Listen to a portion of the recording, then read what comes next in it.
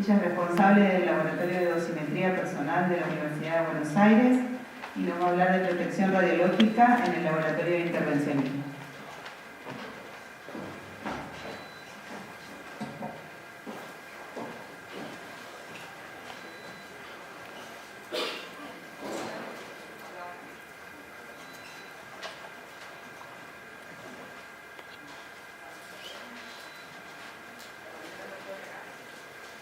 Ahí está. Hola, ¿cómo les va? ¿A todos? Buenos días.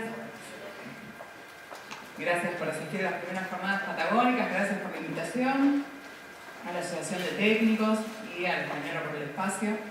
Vamos a hablar en esta oportunidad de protección radiológica en un caso muy puntual, que es donde se prevé la mayor cantidad de tasa de exposición de dosis, que es en intervencionismo. Todo aquel procedimiento que requiera la utilización de un equipo de rayos X desde ya genera situaciones de exposición tanto para el paciente como para el profesional que está ocupacionalmente expuesto, pero fundamentalmente en el área de intervencionismo, hemodinamia, en aquellos quirófanos donde, por ejemplo, ante una situación traumatológica, una situación de urología o de cardio propiamente dicho, se necesita la utilización de equipo de rayos X, el tubo va a estar encendido durante mucho tiempo y ese es el problema por el cual nosotros hacemos hincapié en este tipo de procedimientos diagnósticos y terapéuticos, porque es donde se prevé la mayor exposición radiológica, ¿sí? Tanto para el paciente, que se lo va a llevar en el cuerpo y ahora lo vamos a ver, como para el profesional que está ocupacionalmente expuesto, que también va a estar con ciertas situaciones de exposición severas en muchos casos. Vamos a comenzar entonces, si bien tiene un poco de texto esta primera parte, vamos a hacerlo lo más rápido posible, porque lo que yo les decía, todo está guiado por tratamientos o procedimientos fluoroscópicos. Un fluoroscopio es aquel tubo, equipo de rayos X que va a tener todo el tiempo el tubo encendido, ¿sí? Mientras que yo pulse el emisor de radiación o el pedal, en el caso de que sea un arco en C, durante ese procedimiento se va a estar emitiendo radiación. Son procedimientos que son altamente complejos. ¿Qué significa esto? Que el tubo no está quieto. Y eso es un recontra problema. Que el tubo no permanezca fijo en una posición es un problema situacional. Porque el tubo, cuando emite radiación, va a generar lo que nosotros vamos a llamar curvas de isodosis de radiación y van a ir variando a medida que se va moviendo el tubo alrededor del paciente, ¿sí? Teniendo en cuenta que además el equipamiento tiene que estar totalmente diseñado y el servicio, la sala de hemodinamia, intervencionismo o quirófano tiene que estar completamente preparado para recibir dentro de ese lugar a un equipo que va a estar todo el tiempo emitiendo radiación. No solo eso, el equipo emite radiación y el que va a dispersar después va a ser el paciente, por ende también tener en cuenta eso.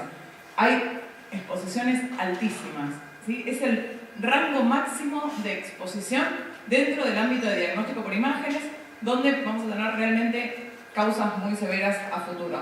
Y un buen comienzo un buen conocimiento de toda esta situación es esencial para generar un procedimiento que nosotros vamos a llamar, dentro de los principios de protección radiológica, de optimización de la práctica, ¿sí? Vamos a hablar de un concepto que se va a llamar ALARA, que es un concepto internacional de protección radiológica. Y en este caso, el conocimiento es fundamental, ya que nosotros vamos a tener en muchas ocasiones, manejando equipo de rayos X a personas que no han sido adecuadamente capacitadas en el ámbito de la protección radiológica. Hace un ratito hablábamos con José. José es mi profesor de la facultad. No voy a decir cuántos 20 años pasaron desde que egresé, pero bueno, estamos iguales, no hay problema. Y siempre hablamos acerca de esto. Gente que se tiene que meter en el ámbito de la radiología por su profesión. Si es un traumatólogo, cuando uno piensa en traumatología, es muy raro que al comienzo se asocie con que un traumatólogo va a tener que estar dentro de un quirófano. Realmente el traumatólogo que va a hacer reducciones o cualquier tipo de procedimientos va a estar en un quirófano y va a estar radioscopiado por arco en C todo el tiempo ese paciente. Y en este caso, esa persona, antes de entrar a un quirófano, lo primero que tiene que recibir es una capacitación, ¿no? Como hablábamos con los médicos radiólogos que forma José en el Hospital de Clínicas. O sea, vos vas a entrar a este ámbito radiológico, bueno, ten en cuenta que vas a estar expuesto a ciertas condiciones de exposición, las cuales no sabes manejar y te vas a tener que acostumbrar porque el resto de tu vida vas a estar acá adentro, por lo menos a nivel profesional. Y cuando empieza a saltar todo esto para el mundo, cuando los pacientes que están sometidos a este tipo de prácticas empiezan a demostrar o a presentar lesiones en su piel, ¿sí? Empiezan a presentar diferentes tipos de radiolesiones que ahora las vamos a ver, y por supuesto eso es una alarma y un llamado de atención absoluto para toda esta información, en la cual nosotros desde ya vamos a plantear que si no trabajas bien, trabajar con radiaciones ionizantes es un riesgo, ¿sí? Y esta es una premisa fundamental para poder entender por qué nosotros hacemos protección radiológica. El laboratorio es de dosimetría personal y protección radiológica. Nuestra función es proteger tanto al paciente como al trabajador dentro del ámbito de quirófano, o en un tomógrafo, o en un servicio de radiología convencional. Bueno, el problema es que generalmente no hay percepción del riesgo, ¿sí? Generalmente quien ingresa a un ámbito de quirófano no tiene percepción de que va a estar trabajando con una energía tan poderosa, capaz de atravesar la materia viva, como diría Röntgen en su tesis, que le concede el premio Nobel. Realmente es una energía altísima. Es una energía que viaja además a la velocidad de la luz, ¿sí? Que viaja a un nivel de 1000 voltios. ¿Sí? La unidad que nosotros vamos a utilizar para hablar de la energía de los fotones es kiloelectronvoltios. Les debe sonar de física a ustedes en algún momento, ¿sí? Realmente es una energía muy, muy extrema, la cual al no verse, o al no leerse, digo, el mejor invento del mundo sería, ahí nos ponemos a trabajar, podemos hacer algo con el doctor Maltés también, meterle color a los rayos X. Sería bueno, que se vean, por lo menos, ¿no? Y que se vea como dispersa y cómo se inunda una habitación, que en el momento que yo estoy presionando un pedal o apretando un botón, en ese mismo momento hay rayos por todos lados. Si los pudiéramos ver sería fantástico, ese puede ser un gran invento. Generalmente la percepción del riesgo es muy, muy baja, ¿sí? Tiene que ver con algo que es bastante subjetivo también, el percibir o no si algo es perjudicial o no. Sin embargo, el porcentaje de probabilidad de aparición de un cáncer aumenta un 5% por cada SIVA recibido en la vida. Nosotros ya recibimos radiación natural por ser terrícolas. El hecho de vivir acá en planeta Tierra hace que nosotros tengamos una radiación natural de base entre 2 y 3 milisievert por año. No obstante eso, además elegimos una carrera que está directamente relacionada al uso de radiaciones ionizantes. Lo mejor que nos puede pasar es entender con qué estamos trabajando.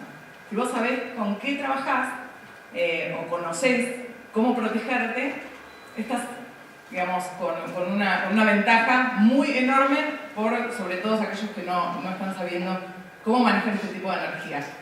Y no hay conciencia del daño potencial. Además, hay una cosa re importante. Los procedimientos para disminuir la dosis son re fáciles, son súper sencillos y es un proceso de capacitación nada más, por el cual tendrían que pasar todos los actores de quirófano. No solo el médico, que generalmente y en muchas ocasiones se vuelve un operador, porque cuando el técnico licenciado le entrega el pedal al médico que va a estar haciendo la intervención, es el médico el que opera, en ese caso, el equipo de rayos X. ¿Sí? No solo ese médico, sino también las instrumentadoras quirúrgicas que están al lado del médico permanentemente, las enfermeras que están todo el tiempo y en una situación muy común es circulando dentro del área de quirófano.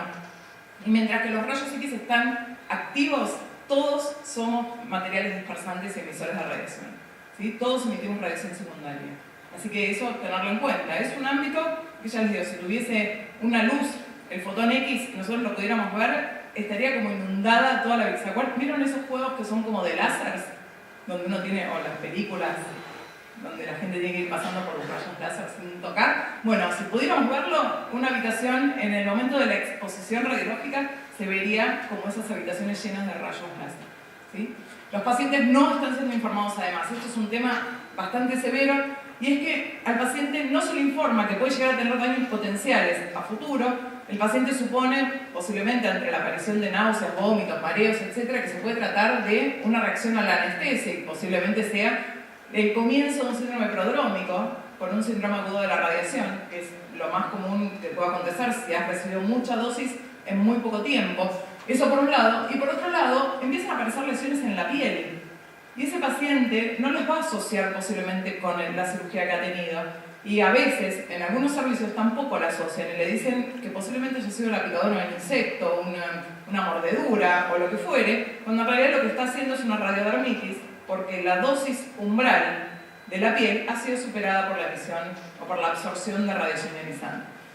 Por ende, hay ciertos parámetros en los cuales al paciente hay que seguirlo y hay que avisarle que le puede pasar tal o cual cosa. Bueno, cuando hay un desconocimiento general, tampoco se informa, porque el mayor riesgo es no tomar conciencia de que el riesgo existe. Y ese es el parámetro o puntapié inicial para iniciar esta clase o esta charla de protección radiológica.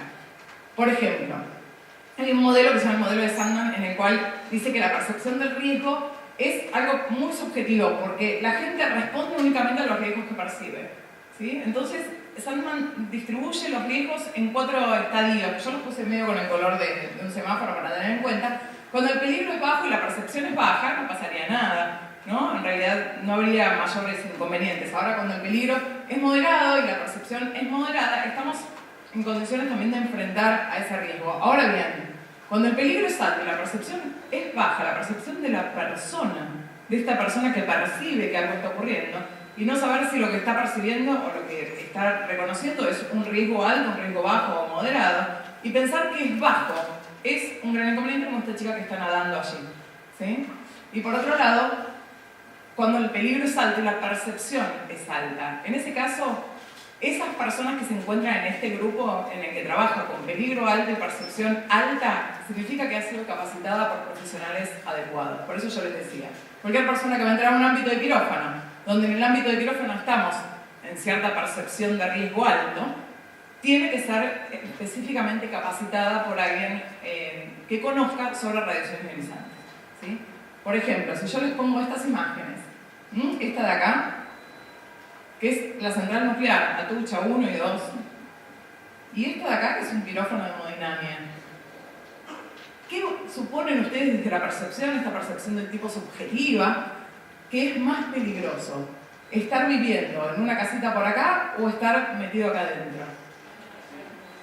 En la casita, claro, es mucho más problemático estar cerca de una central nuclear, diría acá Quique. Bueno, Quique, nada que ver.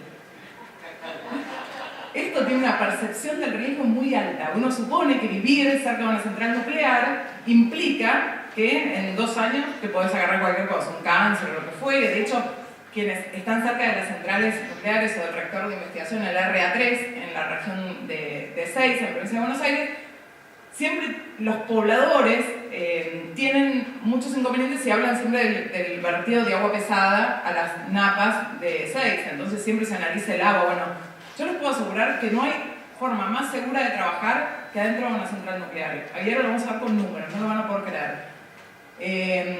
Porque todas las personas que trabajan ahí adentro saben lo que están haciendo. O están altamente capacitadas para hacerlo. A veces eso es lo que nosotros percibimos cuando hacemos protección radiológica in situ en ciertos quirófanos o centros de salud, que no todas las personas que están acá adentro saben lo que están haciendo. O saben a lo que se están enfrentando. ¿Sí? Esto de percibir la existencia de un riesgo, cómo minimizarlo y cuáles son todas las medidas prácticas para disminuir la dosis colectiva. Miren esto, este es el RA3. El RA3 es el reactor de investigación más importante de Latinoamérica, es argentino, se encuentra en CONEA, en Ezeiza, y lo que hace es distribuir, o el mayor distribuidor latinoamericano de radioisótopos, los que se van a usar después para hacer medicina nuclear, marcaciones, etc. Miren esto, se ve chiquito, pero para que lo vean. La dosis individual máxima que puede recibir un trabajador adentro del reactor RA3 es 4 milisievert por año.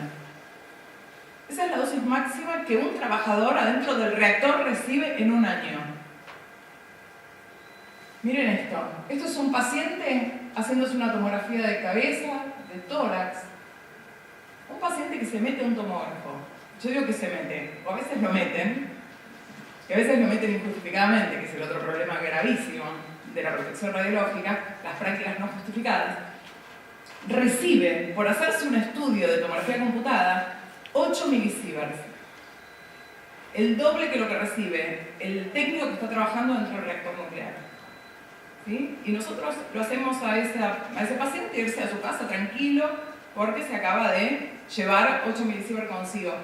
El tema es, y acá la gran dicotomía esta de la que hablamos, ¿está justificado haber recibido la justificación de la práctica médica como uno de los pilares básicos de los principios de protección radiológica, que lo vamos a ver en un ratito? Fíjense, el cardiólogo intervencionista se lleva en un año 6 milisieverts encima. O sea, recibe más dosis un cardiólogo intervencionista que un técnico metido adentro del RA3, del reactor de investigación. ¿Sí? Hay ciertos parámetros o ciertas características de percepción que cambian cuando uno las puede verificar a través de algo numérico, ¿no? En este caso, fíjense este parámetro. Una tomografía de abdomen o pelvis, estamos hablando entre 10 y 15 milisieverts que se lleva el paciente. ¿Sí? Yo les digo que en una central nuclear, en un reactor, en este reactor RA3, si un trabajador supera en un proceso de exposición externa o radiación externa 5 milisieverts en una sola exposición, resuelve o suma más de 5 milisieverts, se lo saca del área, se lo lleva a hacer dosimetría interna, se le saca sangre, se le empiezan a hacer estudios, se le hace un seguimiento por 6 meses a ver el daño potencial. Nosotros sacamos pacientes de tomógrafos con 10 milisieverts encima.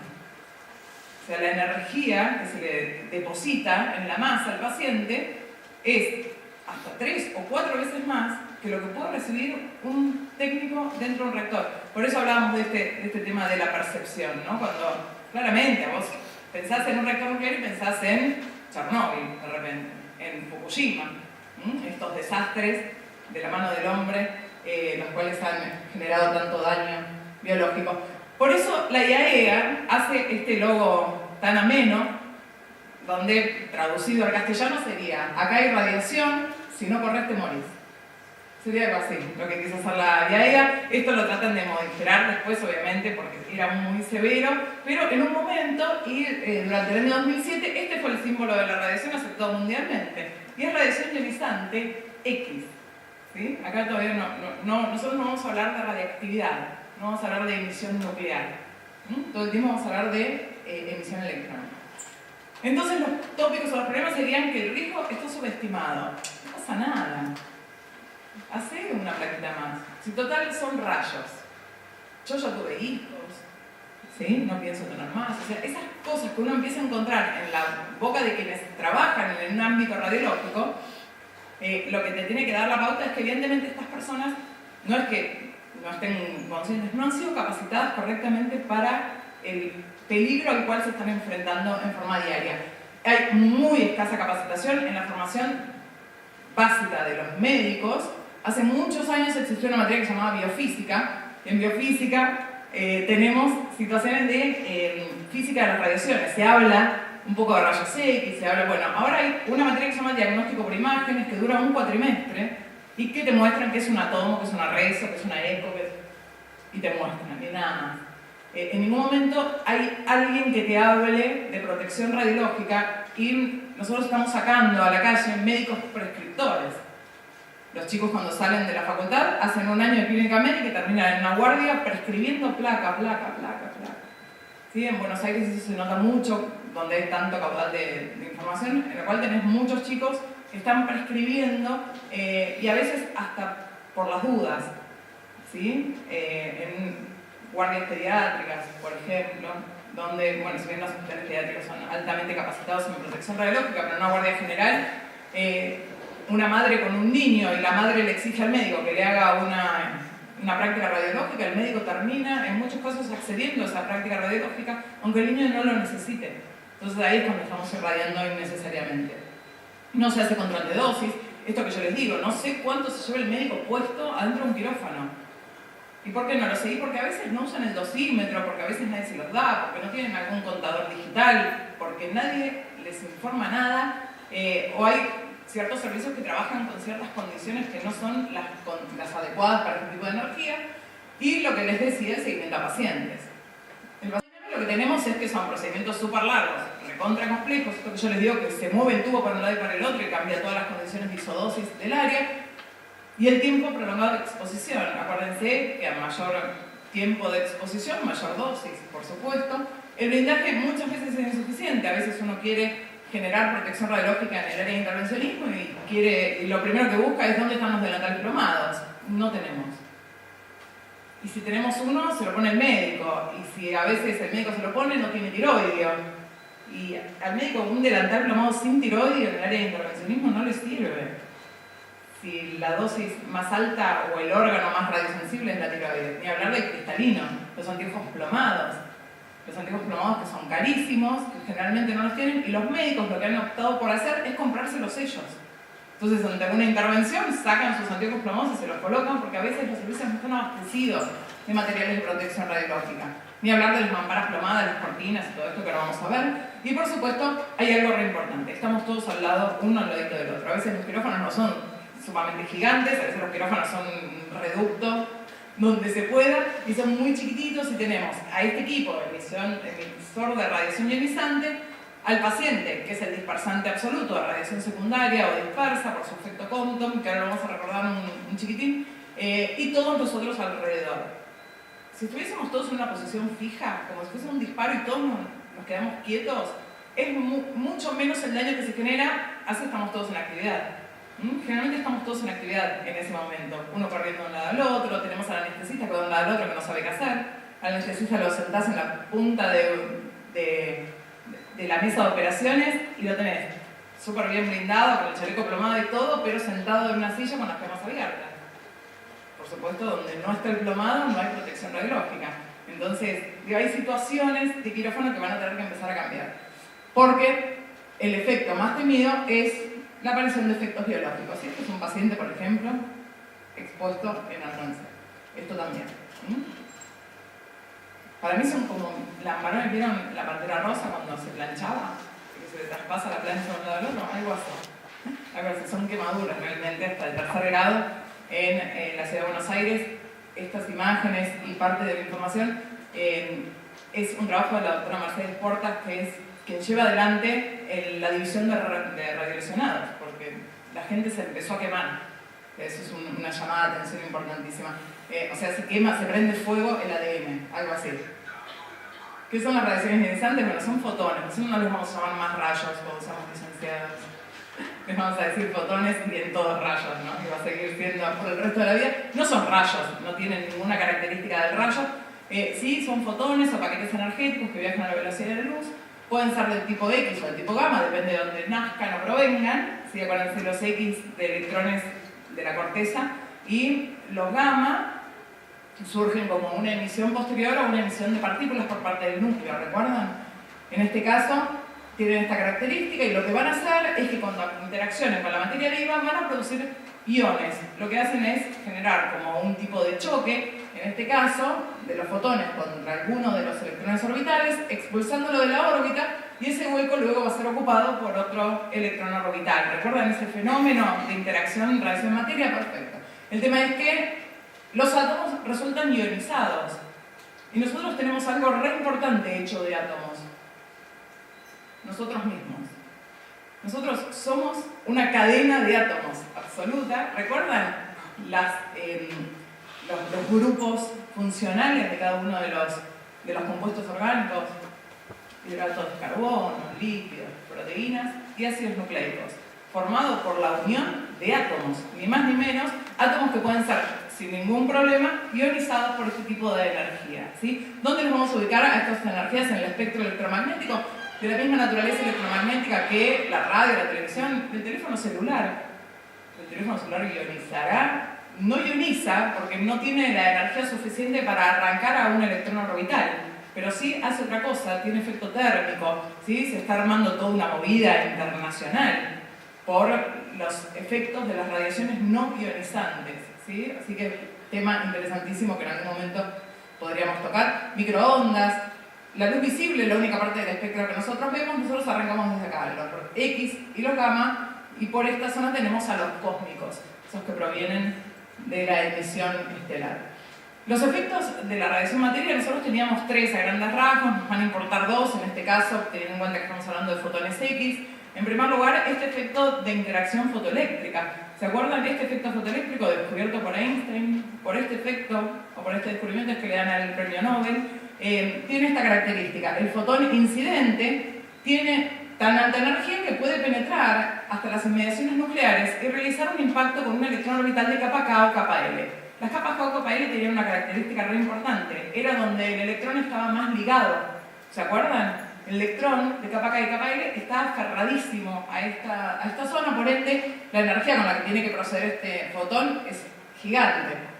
Lo puede eyectar de su órbita. Ante un salto orbitario de un electrón para ocupar el hueco, se emite un fotón del tipo característico. Esta es una de las formaciones, digamos, o uno de los fenómenos que también genera rayos X. Estos rayos X que también dentro del paciente sirven y siguen sirviendo para el diagnóstico, ¿sí?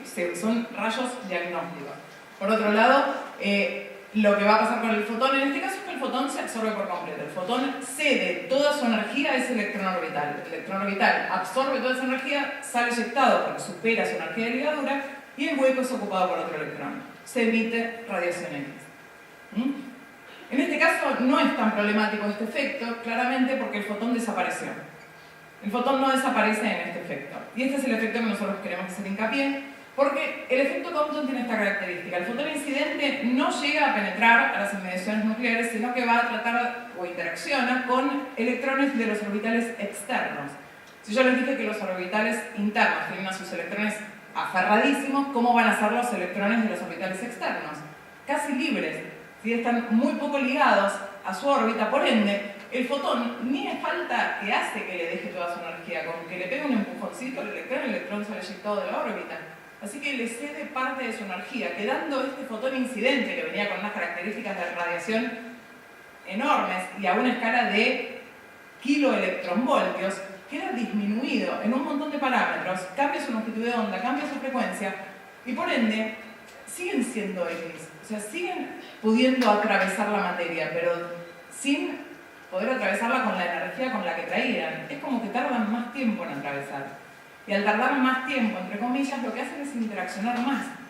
Esta radiación nosotros la conocemos como secundaria, espuria o escáter. ¿Sí? Esta radiación que va a quedar en este espacio radiológico mientras que el paciente esté siendo irradiado. En un tomógrafo o en un búnker de radiología convencional, nosotros estamos súper protegidos, siempre cuando esté todo bien blindado y tengamos características de blindaje correctas. Si nosotros acomodamos a nuestro paciente a hacer un tórax, por ejemplo, en proyección posterior anterior, lo ponemos en el estativo, y nosotros nos vamos atrás del búnker, ponemos la técnica, qué sé yo, disparamos, nosotros no vamos a estar expuestos. ¿Quién va a estar expuesto? Bueno, por supuesto el paciente, en este caso necesita la práctica radiológica, por ende está justificado. Imagínense que es un nene que entra con su madre. ¿Quién va a estar absorbiendo esta dosis de radiación secundaria? Porque nosotros tratamos de colimar al área de interés para evitar mayor radiación dispersa y por ende una imagen espuria en la placa, pero fundamentalmente para disminuir la irradiación a órganos que no corresponden, y la ponemos a la madre sosteniendo al niño. ¿Sí? En este caso la madre no solo va a recibir, porque a veces la ponemos de estativo. Es una práctica muy común poner a la madre de estativo. El chasis acá y el nene acá. Un error absoluto. Yo por más que a la madre la blinde, o sea, le pongo un chaleco plomado, yo le estoy dando radiación directa a la madre. A veces rayos X directos que no interaccionan con el niño, interaccionan directamente con la madre. Ah, pero la madre tenía un chaleco. No importa. La radiación X no se frena con un chaleco. Se atenúa. Pero no se frena. O sea, yo estaría recibiendo como si yo estuviese siendo expuesta. Por ende, es un error hacer este tipo de situaciones. Nosotros estamos cubiertos del Compton en un tomógrafo y en radiología convencional. Y en un mamógrafo también, las chicas que hagan mamografía. ¿Dónde no vamos a estar tan protegidos? Dentro de un quirófano. Claramente, donde no tenés donde esconderte. Ahora yo les voy a dar una técnica igual. Ya van a ver una foto con una técnica de protección. Y esta es formación de pares. Nosotros no lo vamos a tocar ahora porque es el ámbito nuclear. La formación de pares tiene que tener una energía superior a 1,02 MeV. Es un mega electronvolt, 1.000.000 de electronvoltios para poder lograr un par iónico. Nosotros no lo vamos a tocar ahora, pero recuérdenlo ustedes. Estos son interacción radiación-materia. Y el predominio de cada interacción es así. A medida que bajas energías, interacciona el efecto fotoeléctrico, predomina el efecto fotoeléctrico. Y a altas y medianas energías, predomina el pares. Pero miren el Compton. Lo tenemos desde baja, mediana y alta energía. Hace altísimo predominio en mediana energía, pero lo tenemos permanentemente en todo el espectro, digamos, de energías del fotón. ¿Qué puede pasar con esto? No importa qué efecto se haga, el tema es que genere un tipo de efecto biológico. Los efectos nosotros los vamos a clasificar en dos. Este es el paradigma tradicional, el efecto directo o indirecto, el mediado o no por molécula de agua, porque si medio una molécula de agua, nosotros diría Villavicencio que somos el 60% agua. si media una molécula de agua en la interacción, lo que vamos a tener es un radical libre, que va a ser el radical libre quien va a generar la acción sobre la molécula de ADN. Vamos a tomar a la molécula de ADN como el blanco. No significa que interaccione solo sobre el ADN. Interacciona, no es selectiva la acción del fotón, sino que lo vamos a poner nosotros como ejemplo teniendo en cuenta que algo muy importante tiene el ADN. ¿Qué tenía el ADN para el ser humano, para el ser vivo? ¿Qué tiene? Toda la información genética. Claro, tiene su codificación genética, por ende si se altera, vamos a tener alterados ciertos parámetros a futuro seguramente. El efecto directo, el fotón o la traza de energía del fotón acciona directamente sobre el ADN y en el efecto indirecto acciona una molécula de agua. Existe un efecto adicional que se llama efecto bystander o del espectador, que ahora creo que lo tengo en el próximo slide, para poderlo ver. Cuando se expone una célula o una molécula de este tipo, pueden pasar 4 cosas a grandes rasgos. Puede pasar que no pase nada, ¿sí? Que haya sido sacada por un fotón ese átomo o ese tejido o lo que fuere y no pase nada.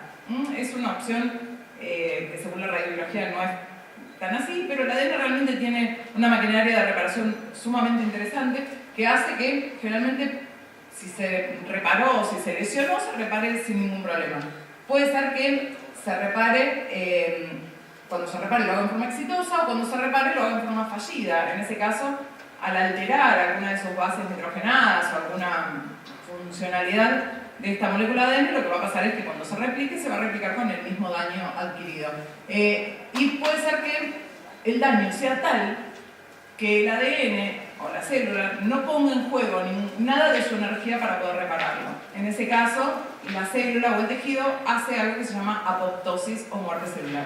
Y esto es lo que yo les contaba antes. También hay un efecto que tiene que cambiar el paradigma tradicional del efecto directo o indirecto, el mediado o no por agua. Es el efecto bystander del espectador.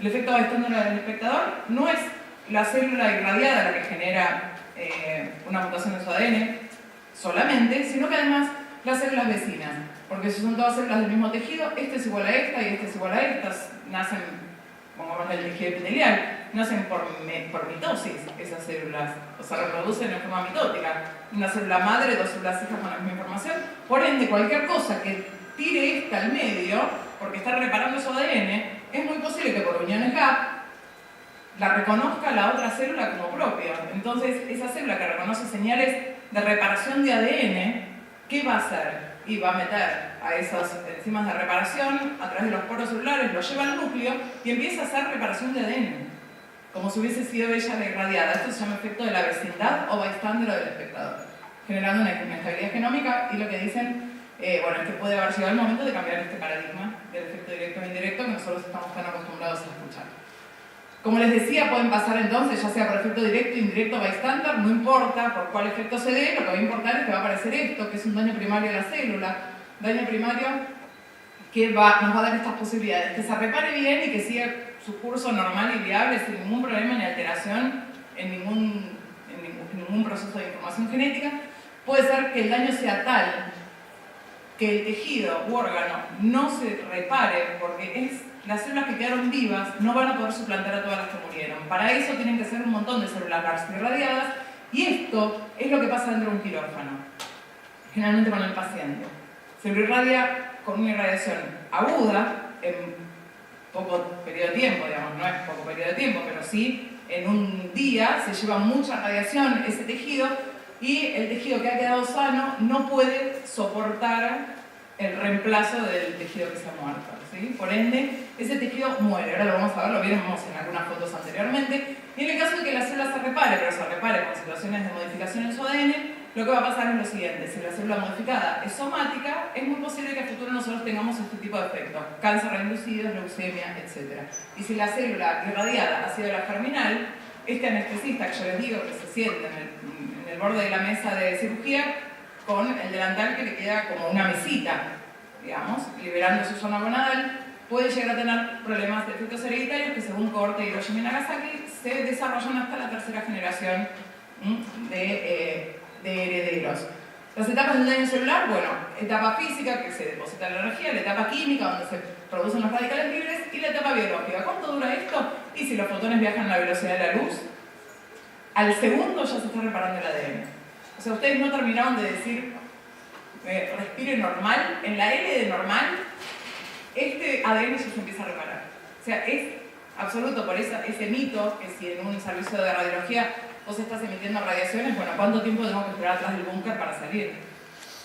Que canto una canción, cuento hasta 10, ¿qué hago? Y no. Viajan a la velocidad de la luz, los fotones y la interacción la hacen a esa misma velocidad. Depositan la energía a 10 a la menos 18 segundos, empiezan a producir radicales libres a 10 a la menos 4 segundos y al segundo ya se empezó a reparar el ADN. O sea, es muy veloz, ¿sí? No tenemos tiempo de frenarlo. ¿Qué pasa en el ADN? Bueno, lo que yo les contaba, vamos a hacerlo rápido esto para no aburrir, y seguramente muchos ya lo vieron en el ámbito de la radiobiología, pero pase lo que pase, por acción directa o indirecta, puede lesionar alguna de las moléculas de ADN. ¿Qué característica tiene además el ADN con respecto al fotón? La longitud de onda del fotón, la distancia que existe entre el pico y el pico de onda, vieron que la onda del fotón hace como algo así, ¿sí? Las ondas electromagnéticas. En cada pico hay una distancia entre pico y pico, eso se llama longitud de onda. La longitud de onda de los fotones ronda por los nanómetros, ¿sí? Anda en el rango de 10 a la menos 9 metros. Que ya si lo escucharon al doctor Valdés con toda su nanometría, seguramente ya saben de qué estoy hablando, pero tiene que ver con ese proceso de contar para atrás los metros. Muy chiquitito. Miren cuánto mide una vuelta de hélice de ADN. 3.4 nanómetros. ¿Qué significa? Que al fotón le queda perfecto en tamaño. Al fotón le queda bárbaro en tamaño la molécula de ADN. Por ende, tiene como cierta afinidad entre comillas, ¿sí? Le pega justo porque el tamaño es el indicado. Entonces lo que va a ocurrir es que se puede lesionar una rotura de cadena simple, una lesión compleja, una rotura de doble cadena, translocación de bases, ¿sí? Pueden ocurrir ciertas situaciones y lo que va a hacer el ADN es reparar estas situaciones de lesión a través de enzimas, las cuales terminan reparando el ADN, y cuando el ADN se repara, realmente el aparato de reparación del ADN es muy bueno, ¿sí? A veces no se repara bien y a veces sí. ¿Sí? En este caso el ADN se reparó sin ningún tipo de pérdida de información. Cuando la lesión es muy severa, lo que más ocurre es que sí se pierda cierta información, como por ejemplo en este caso. Fíjense en esta traza de radiación ionizante que está atacando a un cromosoma. ¿Qué le va a pasar a una de las cromátidas? Se pegan las histonas, que son estas proteínas que sostienen la hélice de ADN, quedan como en situación de pegote.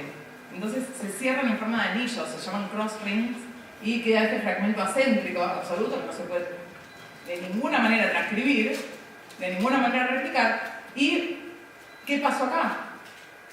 Todo este fragmento se perdió. O sea, hay información genética que no existe en el nuevo cromosoma.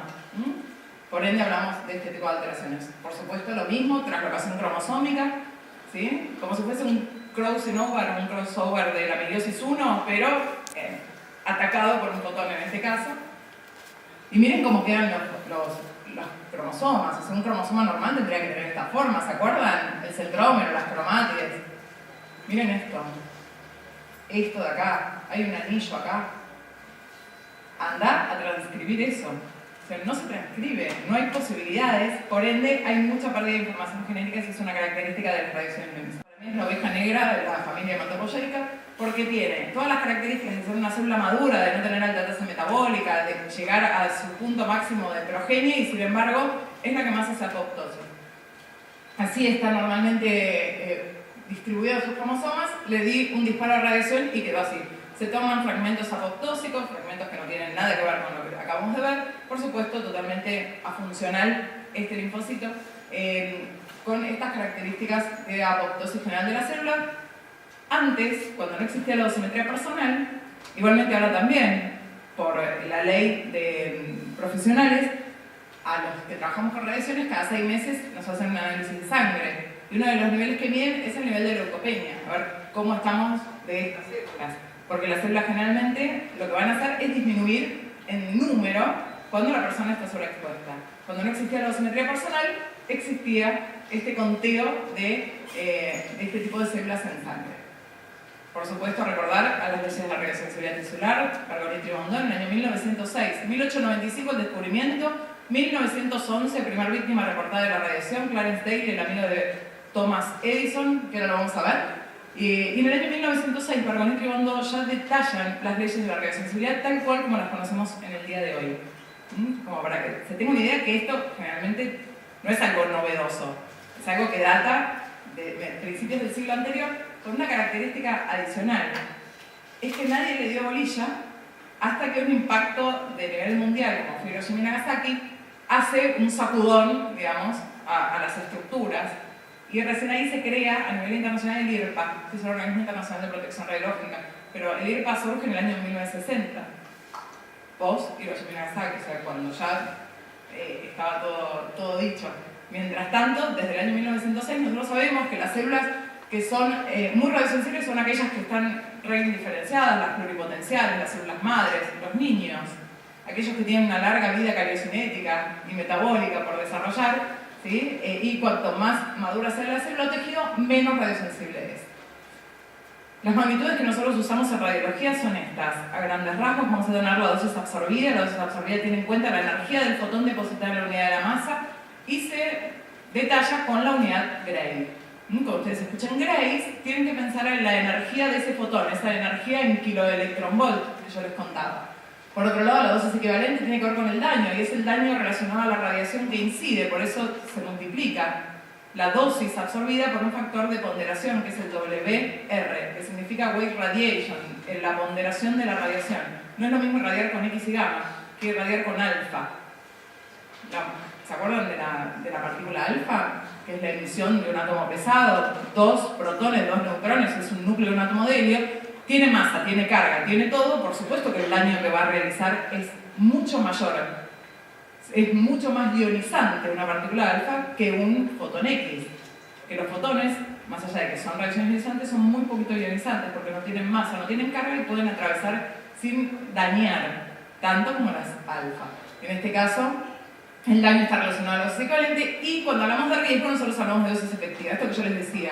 Una tomografía, tantos milisieverts. Un trabajador, tantos milisieverts. Esos milisieverts están relacionados con la dosis equivalente, que tiene en cuenta no solo con qué energía me depositaron sobre la masa, con qué radiación me dieron, sino que además tiene en cuenta el factor de ponderación del tejido, contando qué tejido es más radiosensible que otro.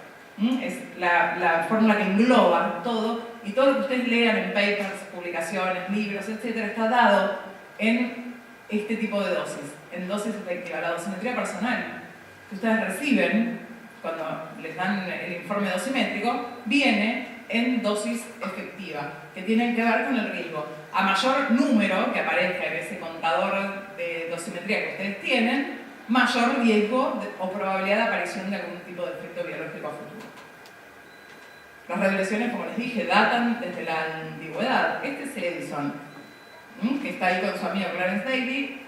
En vez de su mano derecha, su mano izquierda. Clarence Daly era zurdo y lo que hacía Edison era, utilizando el radioscopio Edison, que en realidad lo que hizo Edison inicialmente fue decir que si Röntgen había descubierto algo tan maravilloso para la humanidad, como puede ser que no lucre con él. Entonces se apropia de este descubrimiento, como Röntgen no lo patenta, sino que lo dona a la humanidad. Edison agarra el invento y empieza a transformar los fluoroscopios Edison. ¿Qué decía Edison? Que le ardían mucho los ojos cuando trabajaba, porque las exposiciones que manejaban en esta época tenían entre 25 y 35 minutos de exposición por proyección, digamos. Lo que ahora nosotros hablamos en milisegundos, con este tubo no era posible. Clarence Daly era su conejillo de indias. Ahí lo utilizaban en las exposiciones, como si yo hoy agarro a uno de mis compañeros, que no quiero nombrarlo, a mi amigo Jorge, pero él siempre va a ser mi ejemplo todo el tiempo. Y yo le hago como exposición a Jorge, 25 minutos lo tengo expuesto, ¿sí? Sería un sueño, Jorgito. Te queremos todos. Eso sería. ¿Qué dijo el profe? Por eso. Para evitar. Bueno, y lo tenía expuesto acá. Edison a Clarence Daly, un montón de minutos, con todos ustedes sentados mirando. Hablame del tiempo, la distancia del blindaje. No tenían ni idea, claramente, que Clarence Daly se muere en el año 1911 por efectos de la radiación. Por otro lado, esta persona que vemos acá es Mifra Kasabian. Mifra Kasabian era un médico radiólogo el cual empieza a hacer un seriado fotográfico de sus lesiones, ¿sí? Y deja documentadas las lesiones de sus manos. Por supuesto, víctima luego de las radiaciones ionizantes. Pero estamos en la actualidad y pasa exactamente lo mismo. Cuando la dosis es tan alta que supera el umbral del tejido u órgano, aparecen los efectos determinísticos. Estos efectos que yo les decía del daño y deterioro del tejido u órgano, el órgano que quedó vivo, el tejido, las células vivas, no pueden suplantar a las que se mueren.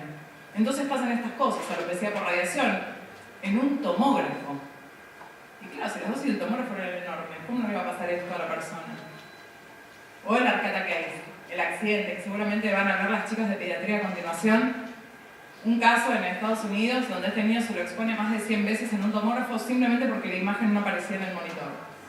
Por supuesto, un niño de 2 años expuesto a 100 veces la dosis de cerebro de un tomógrafo, no esperamos mayor información, no hay mayor información además. En intervencionismo pasan estas cosas, esto que yo les decía, la quemada de la plancha, ¿vieron?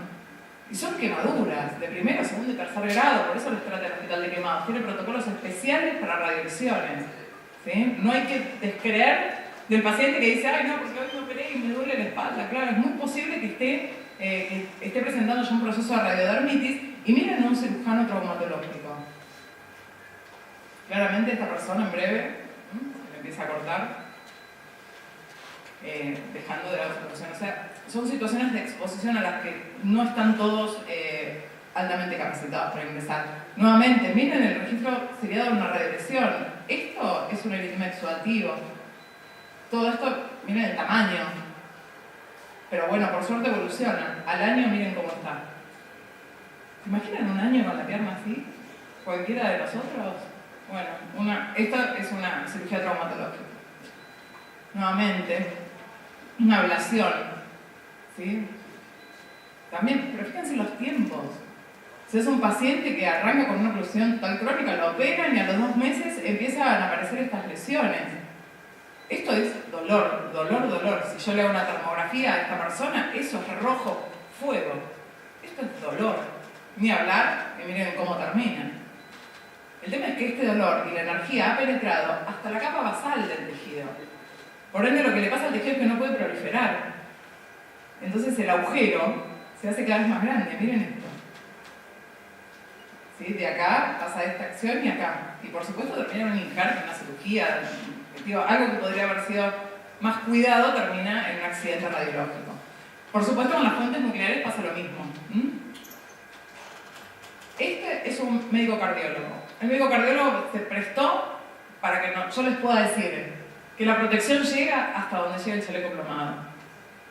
Porque no solo, como verán, está depilado, ¿se ve? Es como la depilación permanente, pero peor. Porque está hecha con una radiación complicada. Y miren estos eritemas, ¿no? Estas situaciones en su piel, por supuesto, después de 40 años de práctica. Eso es una lesión que no va a mejorar. Bueno, el cirujano que les mostré y acá la misma otra foto.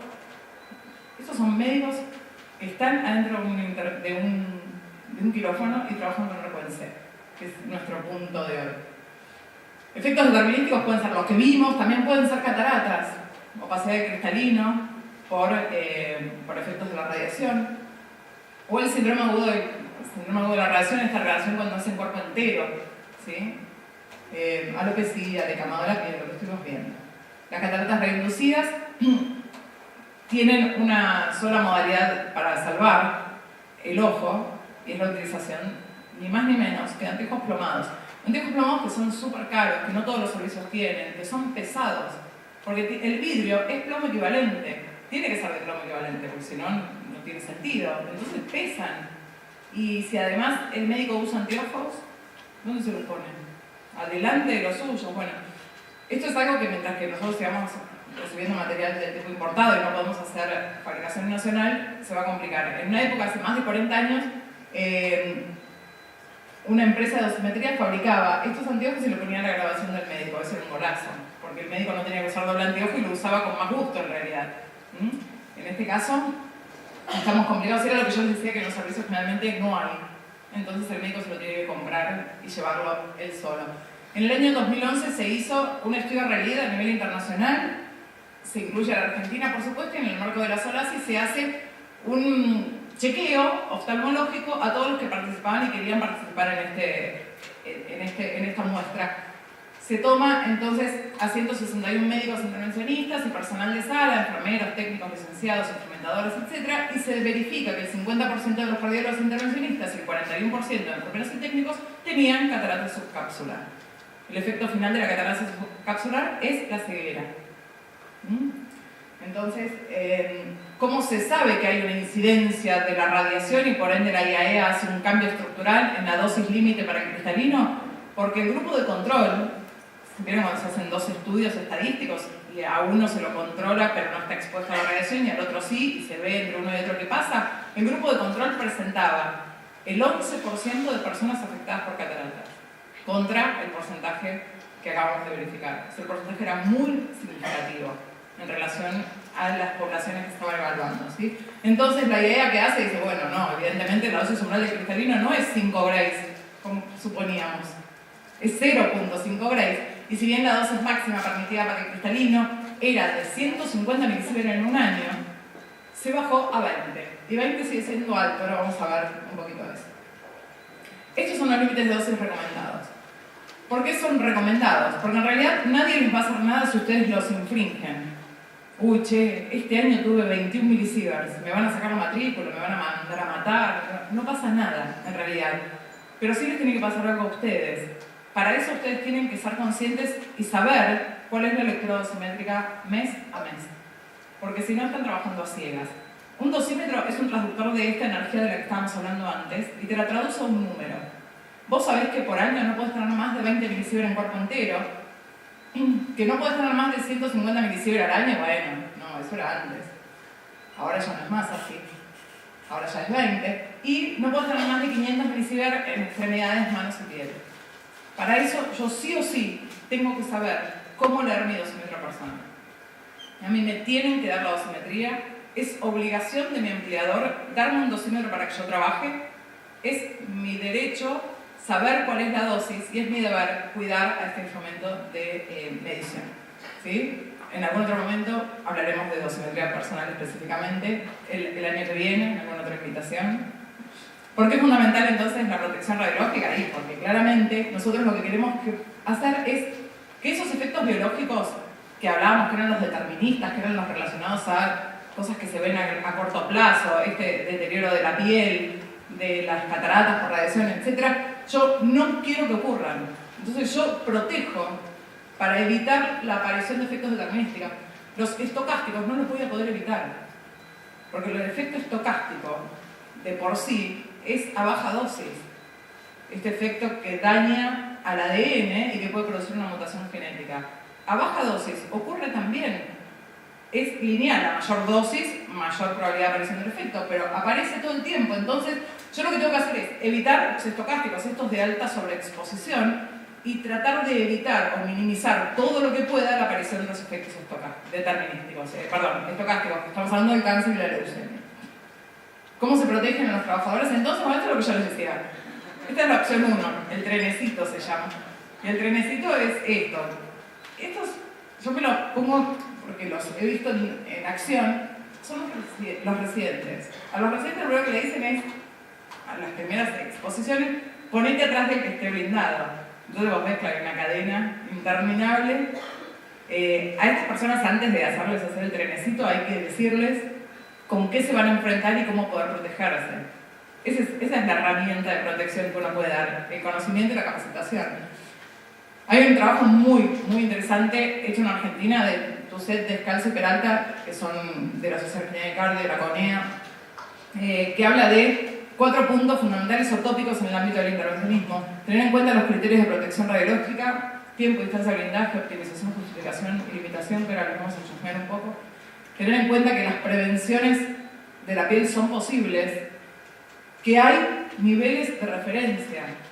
¿Vieron como yo les mostré de tomo y de radiología convencional? Bueno, también los hay para intervencionismo. Yo sé que si estoy haciendo una operatoria de tal o cual acción intervencionista, bueno, a nivel internacional los parámetros para evitar la aparición de determinísticos y limitar todo lo que se pueda la aparición de estocásticos, te dice o te recomienda andar entre estos valores. Eso se llama niveles de referencia. El tema es que si nadie sabe qué son las dosis, nadie sabe cómo mirarlas, nadie lee nunca un dosímetro, Los niveles de referencia quedan como sin efecto, no existen si no sabes de lo que hablar. Y por supuesto el control dosimétrico para todo el mundo, obviamente. Tiempo, distancia y blindaje, no vamos a hacer hincapié, por supuesto. La intensidad de la radiación decrece con el cuadrado de la distancia, eso ya lo sabemos, como si fuese una fuente de calor o una estufa, que a medida que nos acercamos nos quemamos más, cuando nos vamos alejando nos quemamos menos. Es lo mismo, decrece con esa intensidad. La distancia, cuanto más, el tiempo, a menor tiempo de exposición, menor probabilidad de aparición del efecto, por supuesto el intervencionismo no lo podemos hacer, porque el tubo está encendido. Eso se llama tasa de exposición. El tubo está todo el tiempo prendido, por ende lo que hay que tratar de hacer es tener la menor cantidad de tiempo el tubo encendido. Y el blindaje, usar eficientemente blindajes. ¿Qué es eficiente? Que si no lo necesito, no me lo tengo que poner. Por ejemplo, yo no voy a ir a un servicio de radiología convencional blindado. O sea, el chaleco plomado que está en la sala de radiología no es para mí, claramente. Es para la madre acompañante, es para la persona que se está haciendo la exposición radiográfica siempre y cuando no interfiera con el ámbito radial, porque si no, no tenemos ningún criterio de evaluación diagnóstica. O sea, pero ese chaleco no es para mí, tampoco yo tendría que usar ahí gafas plomadas. Sería, estar sobreestimando el riesgo si yo hago eso. El blindaje se tiene que utilizar en forma eficiente y cuando se necesite. Y estos son los principios de protección radiológica dictados por la ICRP, la Organización Internacional de Protección Radiológica, en la publicación 105, da estos tres parámetros. Justificación de la práctica médica. Para mí el primero de todos y el más importante. Ninguna práctica médica tiene que ser realizada si no se prevé para el paciente un beneficio que sea muy superior y que pueda favorecer en el diagnóstico y tratamiento del paciente que tiene ya un detrimento propio por su enfermedad. Y además no le puedo impartir radiación, que yo sé que hace todo lo que les acabo de mostrar, a una persona que no lo necesita. ¿Para qué se lo hago? Para generar un efecto estocástico. O sea, la justificación de la práctica es hoy el problema. Los médicos prescriptores que hablábamos al principio, ¿se acuerdan? Hoy el problema es ese, que en Estados Unidos se prevé que el 50% de las tomografías computadas son injustificadas. Y es un montón. Es un montón de dosis colectiva y es un montón de dosis individual, es mucho. Por otro lado, la limitación de la dosis, lo que les mostré, el cuadrito de recién, 20 milisievert, 20 milisievert, 500, y las tablas de recomendaciones de dosis, los niveles de referencia. Esas son limitaciones internacionales. Y optimizar todo el proceso. Cuando hablo de optimizar, hablo de un concepto que se llama ALARA, que es utilizar la cantidad de dosis tan baja como sea razonablemente posible. Yo se las voy a cambiar y les voy a decir ALADA. Y la D de ALADA es diagnósticamente aceptable. Ese es el concepto nuestro. Por bajar las dosis tanto, puedo subexponer a un paciente. Entonces, ¿qué le tengo que hacer? Otra placa. Entonces no es bajar razonablemente posible, es bajar hasta que el médico me diga no. Yo no veo más si vos me seguís bajando la dosis. Hasta acá veo bien. Bueno, es diagnósticamente aceptable en este caso. Por eso lo que hablaba José de la interdisciplinariedad de funciones. O sea, cada cual entre todos. ¿Sí? Yo le voy a decir a José, mira, José, me parece que el protocolo que tenés en el tomógrafo es muy alto. Bueno, lo vamos a optimizar. Vamos a bajar el pitch, subir el pitch, mover el miliampere, sacar el kilovolt. Pero yo con quién lo tengo que hacer, yo sola. Yo lo voy a tratar de llevar al nivel de referencia internacional a ese valor de dosis. Pero si José no ve lo que yo estoy haciendo, se le pixela tanto la imagen, le genera tanto ruido a la imagen que él no puede ver, no sirve el proceso de optimización. Por eso tiene que ser en forma conjunta, interdisciplinario, como hablamos anteriormente. Eso es optimizar. Y optimizar, ¿saben qué también es? Control de calidad. Controlar los equipos. No puede ser que yo no sepa si mi equipo ve bien o no. ¿Se acuerdan el concepto de resolución espacial? Poder distinguir estructuras iguales que están muy cerca pero verlas como dos cosas separadas. Imagínense si en mamografía mi mamógrafo no resuelve bien y yo me como una microcalcificación. Le digo a la paciente, no, está todo bien, tiene un birrato, vuelve el año que viene. El año que viene te aparece con un cáncer de mama. Y ustedes trabajan en mamo, ¿saben si el mamógrafo ve todo? Hay que hacerles control de calidad. Los equipos, si bien no se deterioran y son bastante estables, yo no puedo trabajar a ciegas. Y ese es el concepto de optimizar. Hay dosimetría de intervencionismo, que tiene características muy similares a las anteriores, pero en este caso con ciertas características diferentes por el procedimiento. En este caso se llama producto dosis área. Dosis en superficie de entrada y dosis personal por procedimiento diagnóstico. La fuente principal que vamos a tener es el paciente, en este caso, ¿sí? La radiación, como les dije, no es uniforme en todos lados. El nivel de tasa de dosis en torno al paciente es una función muy compleja de un montón de factores. Fíjense cómo varía la dosis, ¿sí?, en diferentes situaciones. En este caso, el arco del seno horizontal tiene un problema, y es que el tubo quedó al lado del médico. Miren la dosis del médico con el tubo al lado. Cuando se gira el tubo de esta manera, el médico se tiene que correr y ponerse de este lado. Eso es entrenamiento. Decirle al médico, mirá, si lo vas a horizontalizar y podés, te recomiendo correrte o dar un paso para atrás. Porque al dar un paso para atrás, estás saliendo del área de la isodosis de mayor tasa de dosis de exposición. ¿Sí? Pero generalmente miren lo que es del otro lado. Este médico tendría que hacer esto. Inconvenientes es lo que les contaba, que no todo se queda estático, eso es un re problema. Si no todo está estático, todo se mueve, bueno, vamos a tener serios problemas, pero además el problema más importante es que nada se registra. Yo no digo, bueno, ahora cambié a posición horizontal, la tasa de dosis me aumenta. Muchos equipos dan la dosis en el momento del disparo. Estos equipos de RNC lo hacen. Estos son unos videos que les quiero mostrar, les muestro dos para que vean y ya vamos cerrando también la capacitación. Si me reacciona.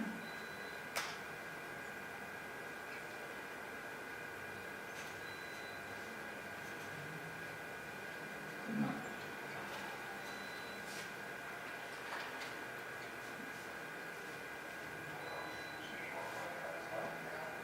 Bueno, acá lo que estamos viendo es una cubeta de agua que nosotros utilizamos si haces protección radiológica o dosimetría, el agua como material dispersante, como si fuese un paciente, y anteriormente el video que no se reprodujo daba una lectura de 10 microsieverts.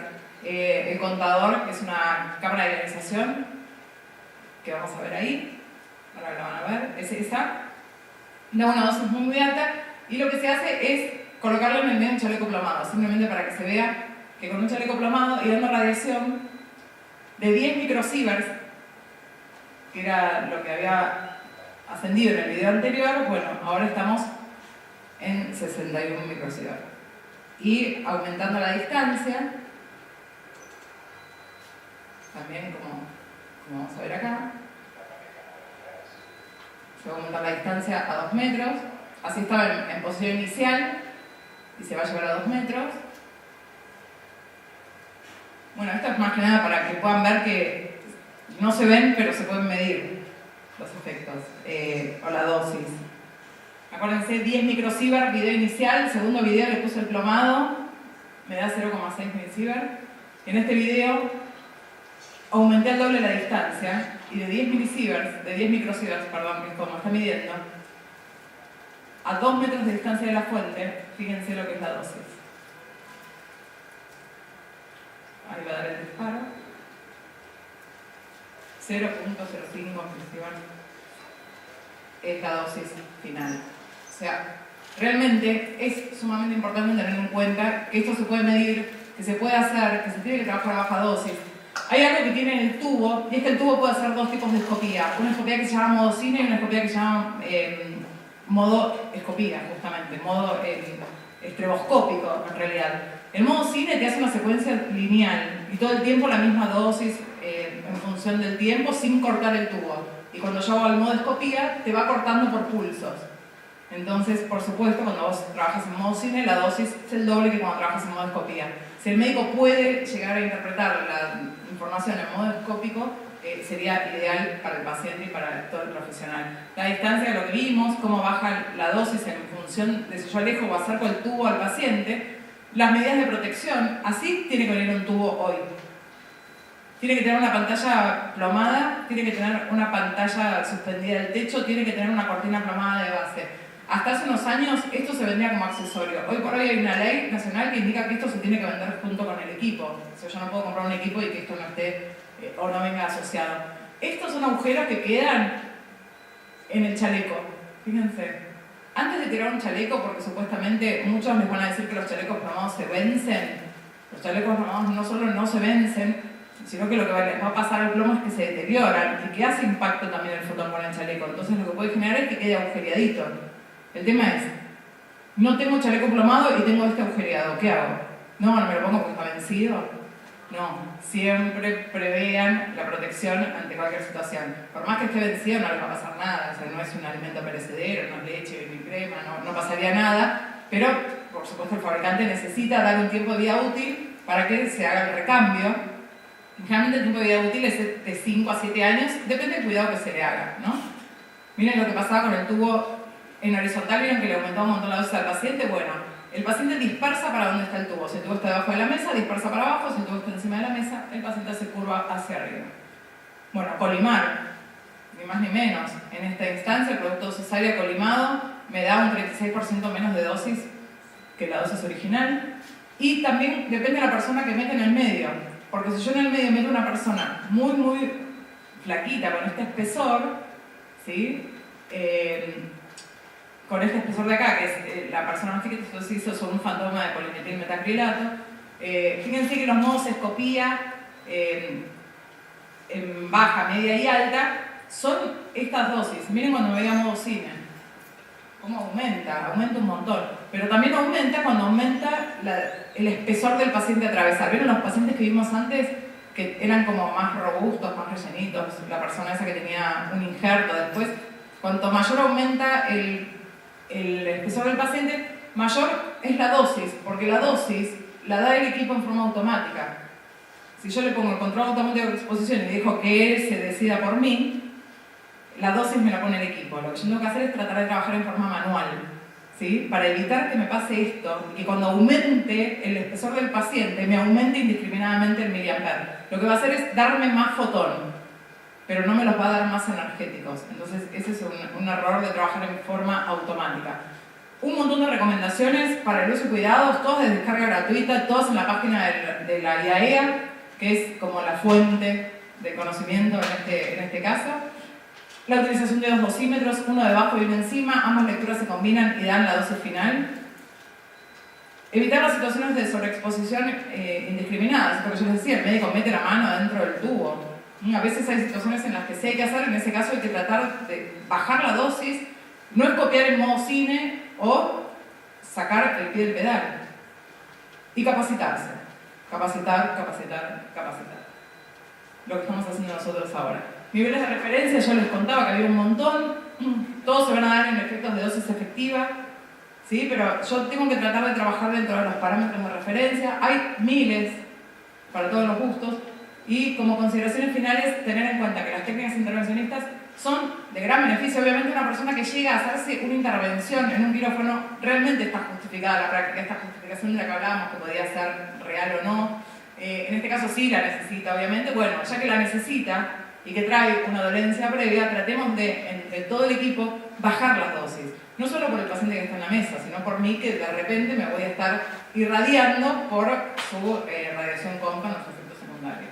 ¿Sí? Y todos entrenados en este aspecto, es fundamental. Protegerse, usar delantal, usar gafas, usar dosímetro, estar bien afiliados con este principio de protección. Usar todo lo que se pueda para protegernos, desarrollar la política del uso de los 2 dosímetros en intervencionismo es fundamental, se está haciendo en todo el país, pero es fundamental que quienes trabajemos en intervencionismo tengamos un dosímetro debajo del delantal y uno por encima a la altura de la tiroides. La evaluación de dosis, el uso de un dosímetro complementario en tiroides también me da la dosis en cristalino, entonces puedo estar viendo cuál es la dosis umbral, esta que vimos por el estudio RELID, ¿se acuerdan? Y muestro un último videito y ya me despido, pero para que tengan en cuenta que a nivel intervencionismo ocurren ciertas situaciones bastante severas para el médico y para todo el personal que trabaja.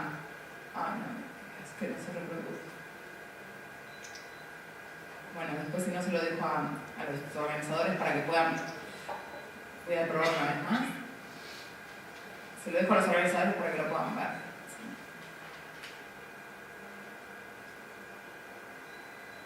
No me gustó. Bueno, es ORCID.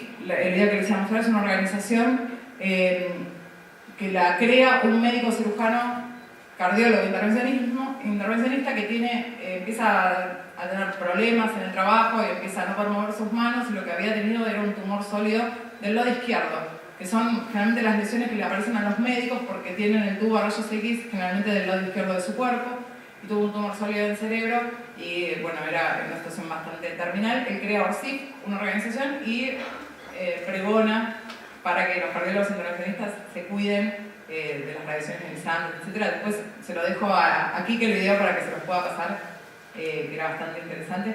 Así que esto es el lema del laboratorio inicial: prevenir, proteger y divulgar. Son las premisas de nuestro equipo de trabajo. Así que desde ya les agradezco muchísimo por la atención. Ese es mi correo electrónico por si me quieren hacer una consulta o quedó alguna duda. Y bueno, les agradezco mucho nuevamente a todos por la atención.